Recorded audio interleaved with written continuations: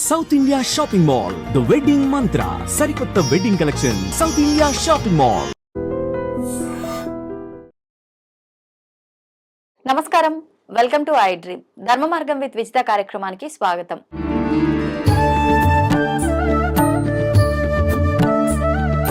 ప్రస్తుతం మనతో పాటు ఉన్నారు దివ్య విశ్వశక్తి పరివార ప్రచారకులు స్వామి ఓం స్వరూప్ గారు. ఇప్పుడు వారితో మాట్లాడి మరిన్ని విషయాలు తెలుసుకుందాం. నమస్కారం గురువు గారు. శుభమస్తు.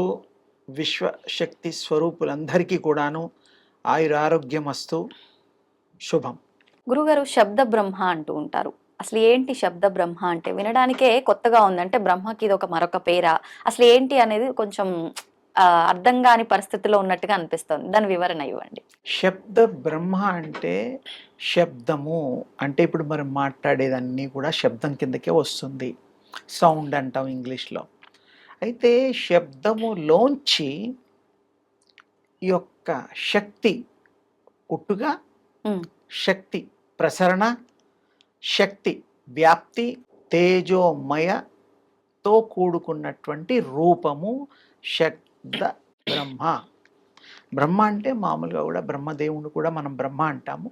ఆయన కూడా ఈ యొక్క విశేషమైనటువంటి శబ్ద బ్రహ్మ సాధన చేసినట్టుగా మన పూర్వీకులు శక్తి సంపన్నులు చెప్పడం జరిగింది. మామూలుగా ఏదైనా కూడా ఎవరైనా కూడా చెప్పడం జరిగింది. ఇలా మన పెద్దవాళ్ళు చెప్పారు, మన పుస్తకాల్లో ఉన్నాయని చాలామంది చాలా రకాలుగా చెప్తూ ఉంటారు. ప్రాక్టికల్గా ఇప్పుడు ఉండే కలియుగంలో చెప్పడానికి వాళ్ళు లేరు. ఈ మిగిలిన వాళ్ళు నీ దృష్టిలో పెట్టుకొని మాట్లాడడం సహజం. అవి సత్యమే కాబట్టి. శబ్ద బ్రహ్మ అంటే బ్రహ్మము అంటే శక్తి స్వరూపం అని ఇందాక చెప్పాను. వ్యాప్తి దాని గురించి కూడా. ఇప్పుడు ఎవరితో ఎవరు మాట్లాడినా ఆ యొక్క ట్యూన్ ఉంటుంది. దగ్గరగా ఉంటే తక్కువ మాట్లాడతాం, సౌండ్ స్లోగా మాట్లాడతాం. కొంచెం డిస్టెన్స్ ఉంటే గట్టిగా మాట్లాడతాం. ఇంకా దూరంగా ఉంటే లౌడ్ స్పీకర్లో పెట్టేసుకొని ప్రజలు పబ్లిక్ మీటింగ్స్లో, అది కూడా శబ్దము వ్యాప్తే. ఇంకా బోల్డ్ ఉన్నాయి. ఈ శబ్దంలో బీజాక్షరాలది చాలా ముఖ్యమైనటువంటి భూమిక ఉన్నది. అదే చెప్తున్నా. బీజాక్షరాలు, బీజము అని చాలా మంది మనం గతంలో కూడా నీ ద్వారానే చెప్పడం జరిగింది. విత్తనము, బీజము అంటే విత్తనము. ఆ విత్తనంలో మహావృక్షం దాగి ఉన్నట్టుగా. విత్తనంలో అప్పుడేం కనబడదు, చాలా చిన్నగా ఉంటుంది. అది గనక మొలకేసి అవి కొంచెం పెరిగి పెద్దదైన తర్వాత అది మహావృక్షంలాగా అవుతుంది, సహజం. అలాగే ఈ శబ్దంలో కూడా బ్రహ్మస్వరూపం దాగి ఉన్నది, శక్తి దాగి ఉన్నది. బ్రహ్మస్వరూపం అంటే బ్రహ్మం అంటే శక్తి దాగి ఉన్నది. అది రకరకాల రూపాలు తీసుకొని రకరకాల థాట్స్ని క్రియేట్ చేసి, ఆలోచనల్ని క్రియేట్ చేసి విశ్వం అంతా కూడా ప్రయాణం చేస్తూ ఉంటుంది. ముఖ్యంగా మానవులకి మనం మాట్లాడే మాటలే కాకుండా ఆలోచనలు కూడా శబ్ద తరంగాల ద్వారా అది తాకి మన బాడీ రిసీవ్ చేసుకోగానే అది ఒక రూపం వస్తుంది. ఉజ్జాయింపుగా మీకు ఉదాహరణ చెప్పడం చాలా బాగుంటుంది. టోనోగ్రఫీ తర్వాత ఇది ఎక్కువగా ప్రాచుర్యంలో ఉంది. ఇంకా కొన్ని ఉన్నాయి. అంటే ఏమిటి? శబ్దాన్ని చిత్రీకరణ చేసే ఒక మిషన్. అది కనుక్కున్నాను. ఇప్పుడు నేను మీతో మాట్లాడుతున్నాను కదా, ఓం అనగానే అదేం చేస్తుంది? ఈ శబ్దాలని రిసీవ్ చేసుకొని ఓంలో ఎంత పరిణితి, ఎంత శక్తి ఉంది, ఏ రకమైన రూపం తీసుకుంటుంది, అలలలాగా ప్రయాణించేటువంటి ఆ యొక్క ఇది అందులో పిక్చర్ వచ్చేస్తుంది. అందులో 2-3 రకాలు ఉన్నాయి. మనకు తేలికైన రకం ఏంటంటే టోనోగ్రఫీ. టోన్ అంటే గొంతు, గ్రఫీ దాన్ని తీసేటువంటి రూపం. ఈ టోనోగ్రఫీలో ఓంకారం చేశారు.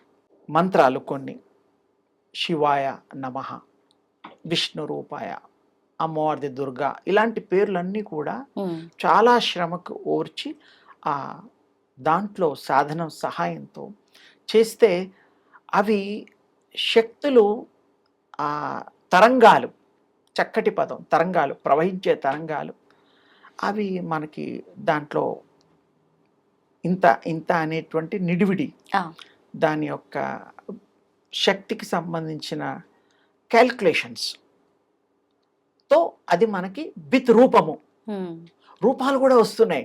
అంటే శక్తిలో ఆ శబ్దంలో ఉచ్చరించడం వల్ల ఏ రూపం గనక దాలుస్తుందో, నిగూఢంగా రహస్యంగా కళ్ళకి కనపడని రూపాలు ఏవైతే ఉన్నాయో ఈ మంత్ర ఉచ్చారణతో, బీజ ఉచ్చారణతో ఆ దాంట్లోకి వస్తుంటాయి, ఫోటోలు వచ్చేస్తాయి.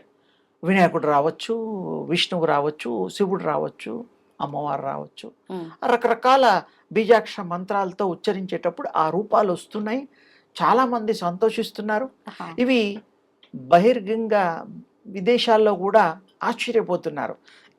ఇదేమిటి, ఈ మిషన్ ఏమిటి, కనుక్కున్నవాడు చాలా గొప్పవాడు, ఆయన ఇంకొక అపర బ్రహ్మ, అది తప్పు లేదు. సో అనుకోకుండా నేను చాలామంది ఈ ఆధ్యాత్మికతలో ఉన్నవాళ్ళు ఇలాంటివి సైంటిఫిక్ కొత్త కొత్త ఎక్స్పెరిమెంట్స్ కనుక్కున్న వాళ్ళని చూస్తూ ఉంటారు. ఇదే కోవలో కూడా కిర్లియన్ కెమెరా కూడా గతంలో, ఇప్పుడు కూడా చాలామంది, అది కొంచెం పాతపడిపోయింది.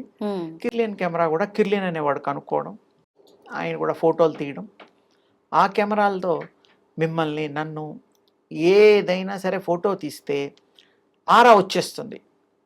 ఆ కిర్లియన్ కెమెరా గొప్పతనం అది.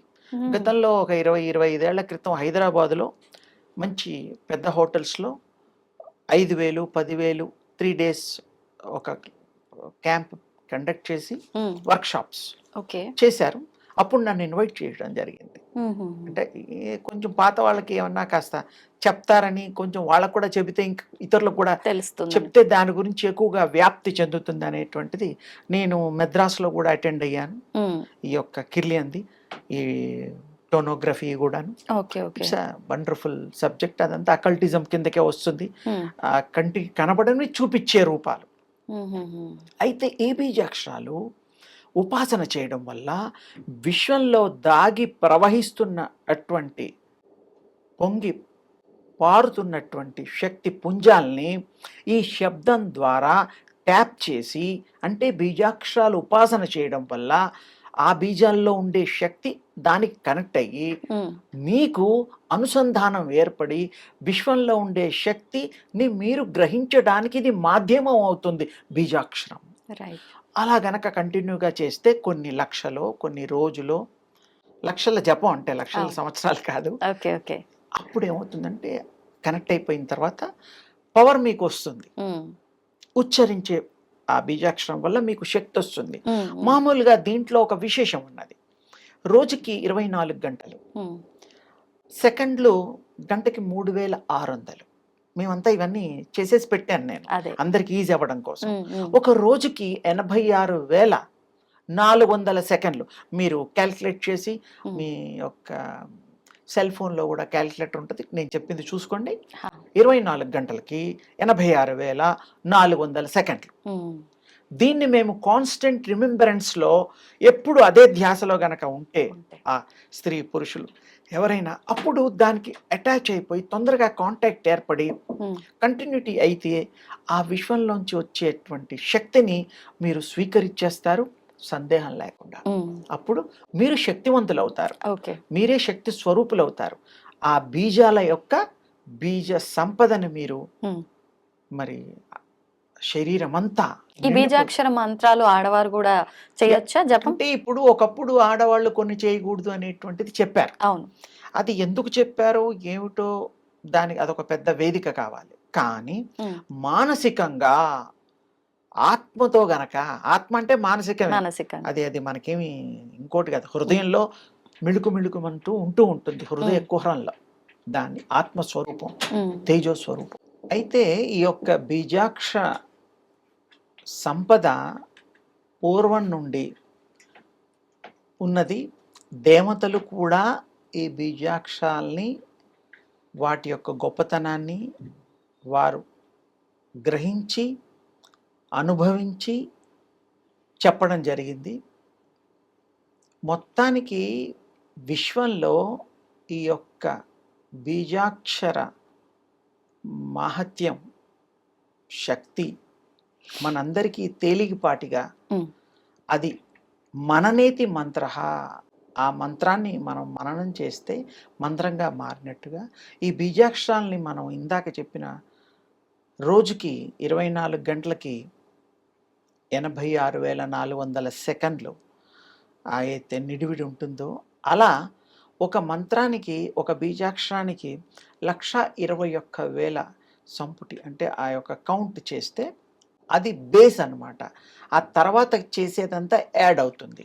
అంటే ఓ శక్తి ఇమ్మీడియట్‌గా ఒకసారి 2 సార్లు చేస్తే రాదు. రాదు 1,21,000 చేయాలి. ఉమ్, అంటే ఇప్పుడు నేను మీకు ఎంత తేలిగ్గా ప్రతి మానవుడు చేయడానికి వీలుగా వాళ్ళకి మనం ఈ విషయాన్ని క్యాలిక్యులేషన్ అందిస్తున్నాము అంటే ఉమ్, 86,400 సెకండ్లు ఒక రోజుకి. అవును 1.25 రోజుకి ఉమ్, ఇంకెలా అవుతుందంటే మళ్ళీ ఇది 1,21,000 క్రాస్ అవుతుంది. కరెక్టే అంటే ఒక బీజాక్షరాన్ని ఒక మనిషి సాధించడానికి ఒక రోజు పావు కష్టపడి తర్వాత చేసిందంతా యాడ్ అవుతే ఉమ్, అప్పుడు ఆ శక్తి వాళ్ళల్లో ప్రకంపనలు, శక్తి ధార, ప్రవాహము మొదలవుతుంది.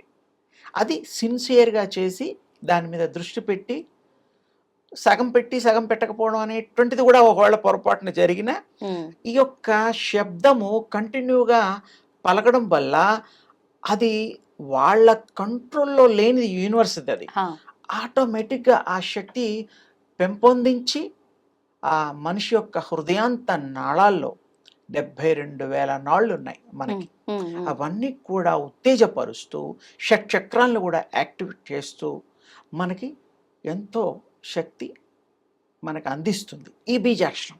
అవును. అలాగే 2-3 బీజాక్షరాలు, 4-5 బీజాక్షరాలు దాన్ని బట్టి దాని యొక్క సంపుటి ఆ క్యాలిక్యులేషన్ బట్టి ఆ పవర్స్ పెరుగుతూ ఉంటాయి. ఏ పదమైనా పవర్ ఉంటుంది, కానీ ఒక బీజాక్షరంలో ఆ పర్టికులర్ సెలెక్ట్ చేసుకున్న దేవుడిది ఆ దేవుడి లక్ష్మీనరసింహస్వామి, వెంకటేశ్వర స్వామి, ఉమ్, దుర్గామాత, శివయ్య ఇలా ఉన్నాయి కదా, వాళ్ళకు బీజాక్షరాలు ఉన్నాయి. అవును అవి మనం 1.25 రోజుల్లో కష్టపడితే ముందు బేస్ అవుతుంది. ఉమ్, ఈ విషయం చాలా మంది రహస్యంగా ఉంచడం ఒకప్పుడు ఉండేది. ఈ మధ్య మాధ్యమంలో కొంత చెప్తున్నారు, అవును గురువులు చెప్తున్నారు, మహిమాన్వితులు చెప్తున్నారు, ప్రజల మంచి కోరేటువంటి ఎవరైనా కూడా చెప్పడానికి సాహసిస్తున్నారు. మంచిది ఈ యొక్క ఇన్ఫర్మేషను. 1.25 రోజు తర్వాత ఎంత ఎక్కువ చేస్తే అంత యాడ్ అవుతూ వస్తుంది. ఇదొక పద్ధతి. హా, దాన్నే శబ్దం బ్రహ్మ, బ్రహ్మస్వరూపం ఈ శబ్దంలో ఉంది అని అర్థం. ఉమ్, ఉమ్, ఉమ్, ఈ రూపం తీసుకుంటుంది. తీసుకుంటుందా అలా అలాగే ఇది కూడాను శబ్ద బ్రహ్మతో పాటు ఆ ఆరా పెరుగుతూ ఉంటుంది, తేజస్సు పెరుగుతూ ఉంటుంది ఇవి చేసినప్పుడు. ఉమ్, ఉమ్, మనిషికి ఆ బాడీ అంతా కూడా మామూలుగా పుట్టినప్పటి నుంచి ఉంటుంది. ఆ పుట్టే బిడ్డ దగ్గరికి పెరిగే వాళ్ళకి కూడా అలా పెరుగుతూ ఉంటుంది. ఈ ధ్యానాలు ఈ యొక్క సిస్టమ్ కనుక చేయగలిగితే, సాధన చేయగలిగితే ఉమ్, 3 అడుగుల వరకు, నకసిక పర్యంతం 3 అడుగుల వరకు స్ప్రెడ్ అవుతుంది ఆరా. ఓకే ఓకే మామూలుగా ఈ శబ్దంతో కూడా ఆరాకి సంబంధం ఉంది. ఆ, ఓన్లీ 2 కాకుండా కూడా చెయ్యొచ్చు, ఇంకా కొంచెం అడ్వాన్స్. ఆహా, అదెలా అదెలా అంటే చక్కగా మన తల్లికి చెప్పాను ఇంతకుముందు, సూర్యుడిని. సూర్యోపాసన. ఆ. సూర్యుడిని 10 సెకండ్లు చూడండి, అవును 20 అవును. సెకండ్లు చూడండి. ఉమ్, న మంత్రం న తోయం న తీర్థో న భోగం శివానంద రూపం, అంతే. అలా చూస్తూ ఉండండి. పొద్దున ఒక్కసారి చాలు.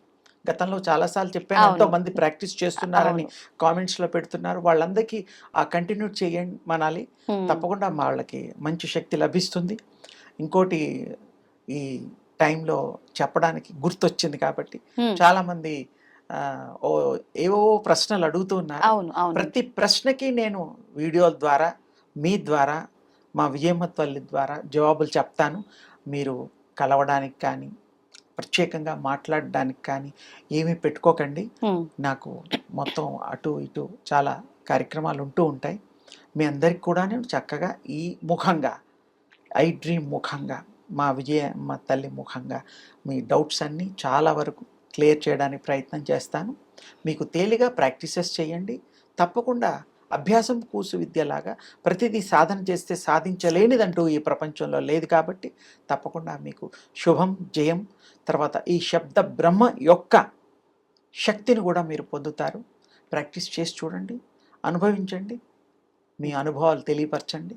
వీలైతే అవును తప్పకుండా మాత్రం మీకు కలగడం తథ్యము. ఉమ్, సో మీ అందరికీ ఆ యొక్క దివ్య స్వరూపాన్ని, శక్తిని ఆ తేజోమయమైనటువంటి ఆదిపర శక్తి కృప మీకు కలగాలని మనస్ఫూర్తిగా ఆశీర్వదిస్తున్నాను. ధన్యవాదాలండి. దీన్ని తవ్వండి, తవ్వుతూనే శివలింగం. పరమాత్మకు జీవా సరే దాన్ని అట్లా కప్పేసేయండి, చూపించదండి. Krishna is there. మూర్తి పూజ కాదు, సాక్షాత్ బ్రజేంద్ర నందన భగవాన్ ఉన్నారు మూర్తిలో. ఏమీ ఆశించకుండా ఆరాధించే వాళ్ళు కూడా ఉన్నారా ప్రభుజీ? నిజమైన భక్తి అంటే మనకు తెలియదు కాబట్టి